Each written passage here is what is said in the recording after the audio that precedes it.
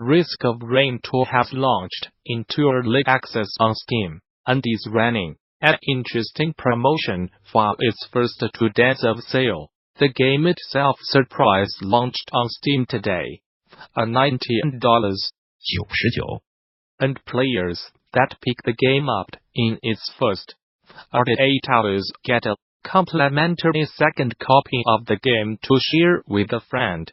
For developer Hippo Games, it's a way to get more eyes on the game right out of the gate, while also making it easier for players to lure friends into giving the title's 4-player cooperative play a try, without having to sell someone on purchasing their own copy of the game.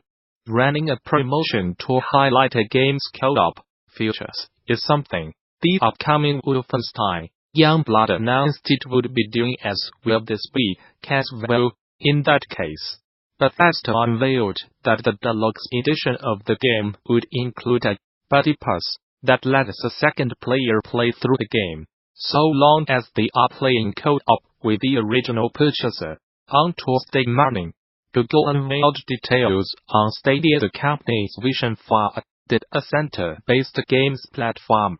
The basic pitch is similar to other previous game streaming services: play high-fidelity games on any device instantly.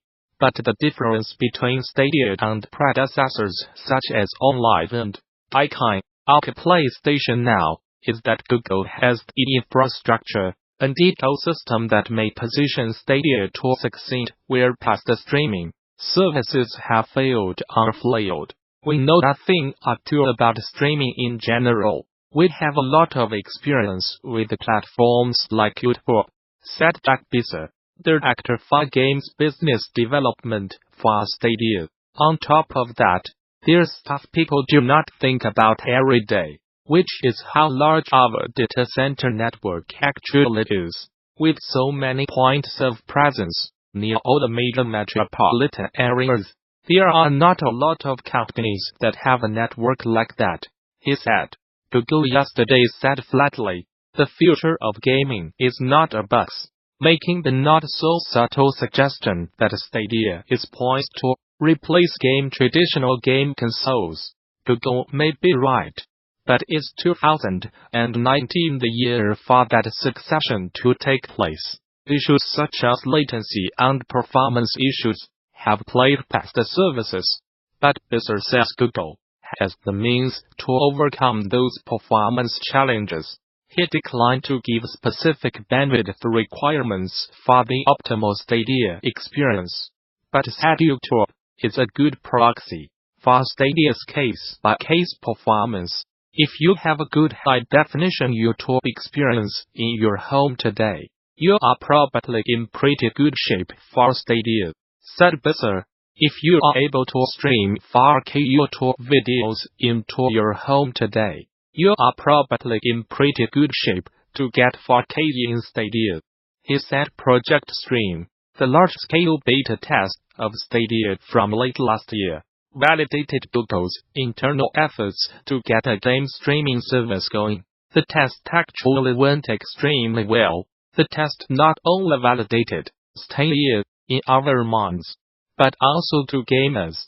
Bisser said, I did a quick hands-on with Ubisoft's Assassin's Creed Odyssey, mainly a controller on Stadia. I likely would not have known that it was being streamed from a data center if you did not tell me. Google also made the bold choice to add Diamond Display. This is a fast-paced FPS where latency would be obvious if it was present. People who play a lot of these kinds of video games would prefer a local experience versus a streamed one, as responsiveness just is not quite the same as local play. But at least in the DD demos, Google is already very close to making the experience good enough to make Stadia a real contender. Input latency on display in the pound key Stadia booth at pound key DD19. Diamond Assassin's Creed Odyssey, respectively, 60 FPS, 1080p, peak. Twitter, Compo 9 Chat. Aside from performance, There are still other questions, such as what kind of business model will Stadia adopt. It's safe to assume that there will be some sort of subscription model, but exactly how much of a cut developers will get from that is unclear. Besides, Google is not talking these numbers publicly, but he said game developers currently working with Google on Stadia are aware of the share. We have actually talked to developers all over the world, he said. We have been very diligent about building a business that's good for gamers, good for the development community, the details of which are shared directly with developers. So far we have seen quite a lot of traction with the game dev community. Besides that the consumer pricing for Stadia will be quite acceptable, implying that pricing will be in line with other subscription services. In order to reach eventually billions of people, you have to come up with a business that works for everybody, he said. During Google's presentation to Stadia Morning, the company leaned hard on the relationship between influencers and Stadia. For example, a YouTuber could be live streaming a game, and viewers could instantly jump into the same game via the hyperlink, while the emphasis on influencers was high. Besides that, game devs do not need to rely on any single way of marketing a game. When immediate access to a game is simply via a link in a browser. Perhaps the most intriguing thing that sets Stadia apart from past cloud gaming services is that it opens up a huge opportunity for new ways to market and sell video games. If I want to tweet out my game, I can do that, he said. If I want to leverage YouTube, I could do that. If I want to use my own website, I can do that. Really, the totality of the internet becomes the opportunity. If one particular venue is not right for you as a developer or publisher, well, there are so many other ways. Niantic announced its Beyond Reality Developer Contest earlier today, and is encouraging devs to enter and create a game using the studio as a real-world platform for a chance at a prize pool of more than $1 million. This could be a good opportunity for developers interested in using a new tool to create projects, and the chance at earning a stipend and showing their work at a demo day hosted by Niantic. As explained in a blog post, the studio is seeking a team composition of at least 5 developers with experience in Unity and Java server development. In terms of product, the possibilities are endless. Our definition of games is pretty expansive.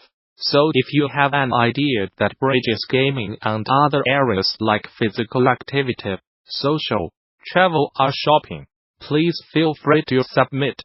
The post reads: a select group of 10 teams will earn a stipend and access to the Niantic real-world platform, and finalists will work for a 3-month period, with the goal of showing off their work at a demo day in San Francisco. In addition to regular guidance and discussion from the Niantic engineering team, finalists will be brought to the San Francisco Bay Area to meet with executives and lay the groundwork for the work to come. Interested developers are encouraged to apply through Niantic's contest site and field any further questions to that email protected. Video transcript. Patreon vote topic results. www.patreon.com/. One question I get on a fairly regular basis during my game development career is, what is a metagame? There are actually 2 kinda similar, but pretty distinct things we refer to as metagame, and in this edition of Violence, a series about video games and video game design, I am going to talk about both and explain what they are. Metagame is a term that can be broadly defined as a game beyond the game. However, depending on the context, it can mean one of 2 things. First, let's talk about the mechanical metagame. Every game has a set of systems, mechanics, entities and loops that can be defined as the card gameplay. For example, Hearthstone's card gameplay is the battle between you and the opponent with a chosen class or deck. In Assassin's Creed Brotherhood, the main gameplay is going around the open world, taking and completing missions where you engage with the core mechanics of stealth, navigation and combat. There are different kinds of missions, from assassination to chase ones, from main ones to side ones, but they all utilize the core gameplay one way or another. Metagame systems, however, do not. They are looping systems that wrap themselves around the core gameplay. They can affect it, but they do not take part in it.